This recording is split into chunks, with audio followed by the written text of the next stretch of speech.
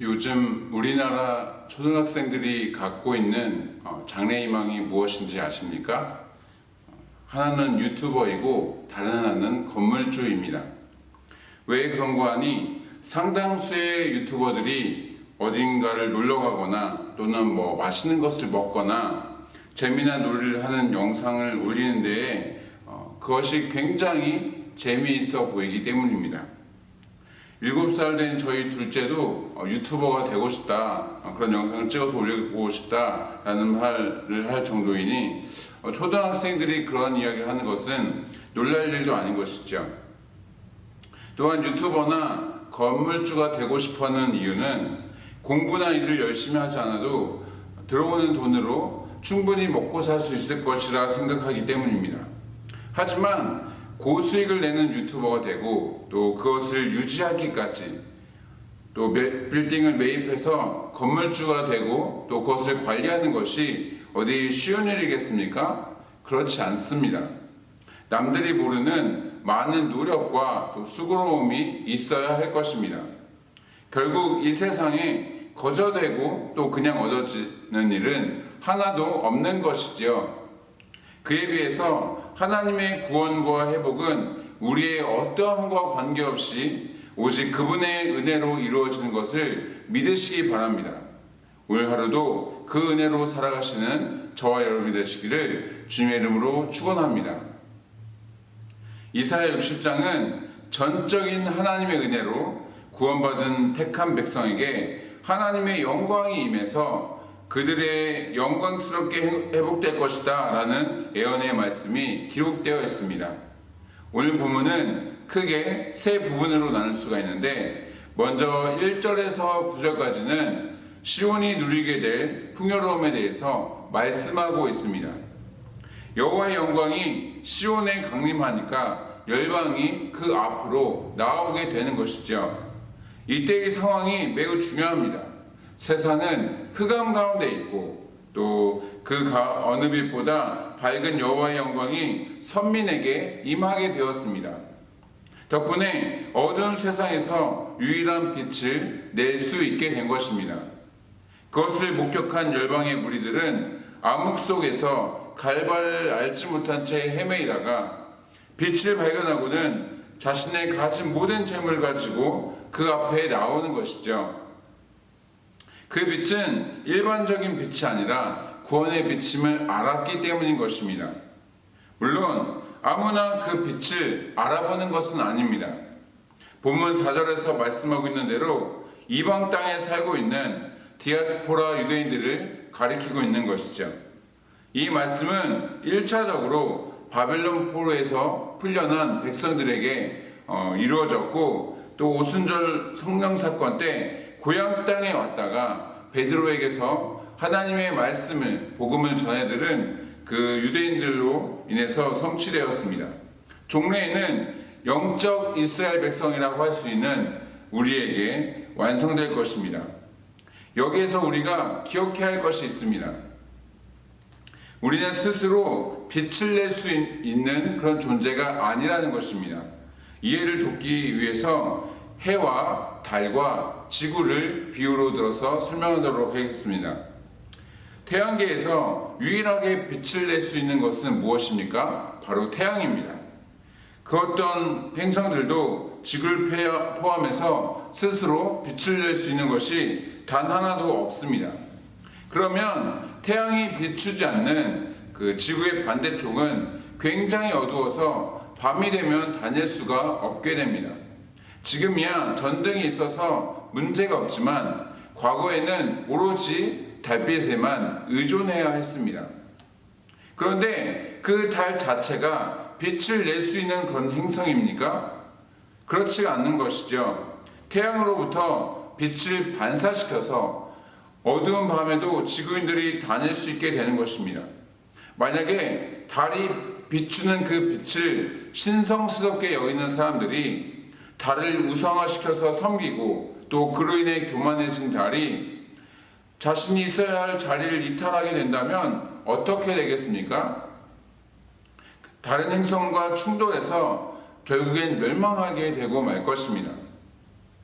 따라서 중간 반사체인 달은 자신의 역할을 잘 감당할 수 있도록 겸손하고 또 겸손해야 하는 것이죠. 그러니까 태양이 하나님이시고 지구인들은 흩어진 백성들이라고 한다면 달은 택함 받은 백성인 저와 여러분이라고 할 수 있을 것입니다. 우리를 통해서 주변의 모든 불신자들이 하나님 앞에 나올 수 있도록 우리는 겸손히 사명을 감당해야 하는 것이죠. 본문의 두 번째 부분은 10절에서 16절까지입니다. 하나님의 은혜로 회복된 시온의 영광에 대한 예언들이 기록되어 있습니다. 하나님의 임재가 있는 나라, 지역, 백성임을 표현하는 것은 이 시온이라는 단어는 여호와의 징계와 심판으로 무너졌었습니다. 하지만 하나님의 전적인 은혜와 역사심으로 회복하게 되는 것이죠. 아이러니한 것은 이것이 무슨 결자 해지도 아닌 것이 이방 민족들에 의해 회파당한 예루살렘의 회복이 스스로의 힘과 어떤 능력이 아닌 이방 민족들에 의해서 다시 회복되어진다는 것입니다. 다시 재건되는 것이죠.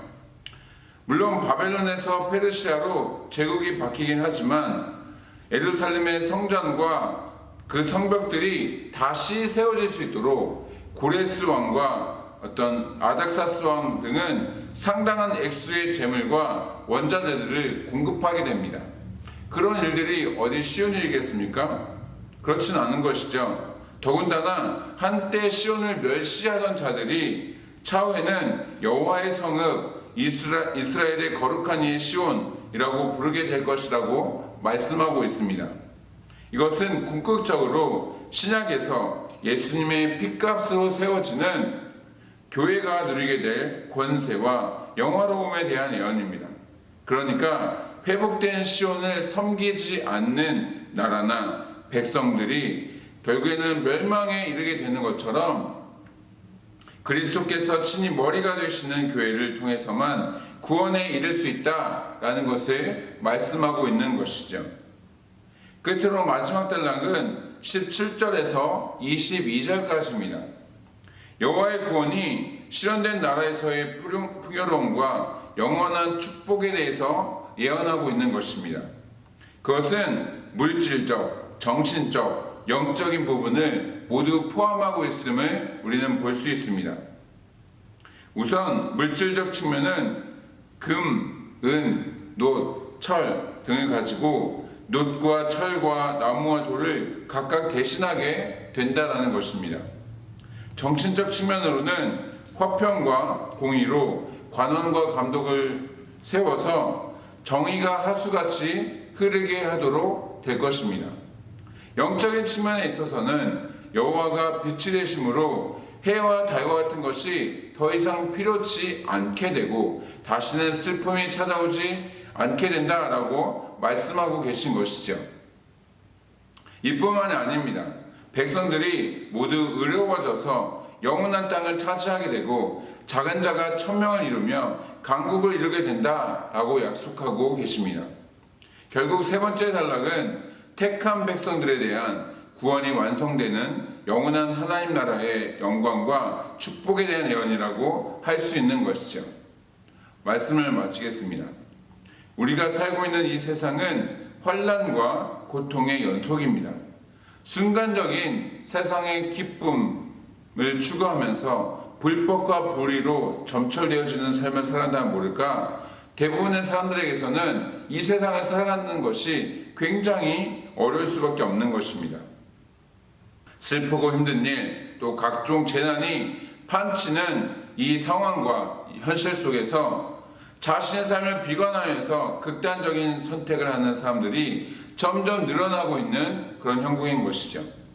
그런 가운데 영원한 구원과 축복 또 은혜를 약속하는 하나님의 말씀은 때로 상상 속에 어떤 이야기 같은 그런 느낌마저 갖게 합니다. 나와는 아무 상관없는 이야기처럼 느껴지는 것입니다. 바로 그때 이 약속을 하신 분이 전지전능하신 여호와 하나님이심을 기억하시기 바랍니다. 선하고 의로우신 목적과 또 계획에 따라서 택하신 백성을 영원한 생명길로 인도하시며 또 구원하시고 또 축복하여 주시는 것이죠. 오늘도 아무 값없이 부어주시는 그분의 은혜에 감사하며 소망 가운데 살아가시는 저와 여러분 되시기를 주님의 이름으로 축복합니다. 이 시간 구국기도문으로 우리가 함께 읽으며 나라와 민족과 또 베트남과 또 코로나 종식을 위해서 함께 기도하며 나가도록 하시겠습니다. 함께 시간 기도문을 읽으며 기도하도록 하시겠습니다. 코로나 사태 속에서도 신실하신 하나님을 더욱 신뢰하게 해 주시옵소서. 이 모든 상황을 믿음으로 버티고 인내하며 회복을 경험케 해 주시옵소서. 코로나 재난으로부터 모든 성도들을 눈동자처럼 지켜 보호해 주시옵소서. 코로나19가 베트남과 대한민국과 세계에서 속히 지나가게 해 주시옵소서. 모든 가족과 함께 마음과 정성을 다해 하나님께 예배드리게 해 주시옵소서. 모든 성도가 경선에서 회개하고 또 의로운 삶의 열매를 맺게 해 주시옵소서. 교회의 생명사역을 적극 추진할 수 있는 여건을 속히 허락해 주시옵소서. 성도들이 처한 모든 환난과 어려움 가운데 피할 길을 허락해 주시옵소서. 성도들의 생업과 삶의 터전을 지켜주시고 결코 좌절하지 않게 해 주시옵소서. 이 땅에 확산되고 있는 코로나를 막아주시고 완전히 종식시켜 주시옵소서. 존귀하신 예수 그리스도의 이름으로 기도드리옵나이다. 아멘. 계속해서 베트남과 또 우리나라의 코로나 종식을 위해서 그리고 나라와 민족을 위해서 또한 여러분들의 개인적인 기도 제목과 또 주변에 어려움 당하고 있는 성도님들 위해서 이 시간 함께 기도하며 나가도록 하겠습니다.